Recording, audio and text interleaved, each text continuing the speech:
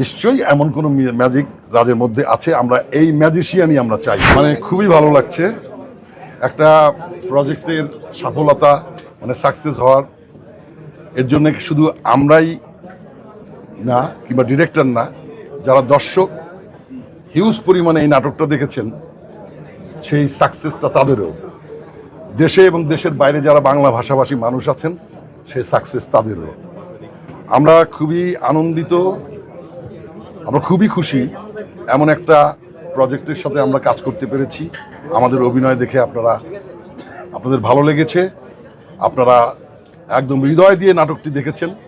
এর চেয়ে বড় সাকসেস আর কি হতে পারে? রাজের মধ্যে নিশ্চয়ই এমন কোনো ম্যাজিক আছে, এটা এখন রাজকে কেটে মানে ছিঁড়ে গবেষণা করে দেখতে হবে, কিন্তু সেটা তো সম্ভব না। নিশ্চয়ই এমন কোনো ম্যাজিক আছে যা দর্শককে আনন্দ দেয়, দর্শককে তার নাটকের মধ্যে ইনভলভ করে।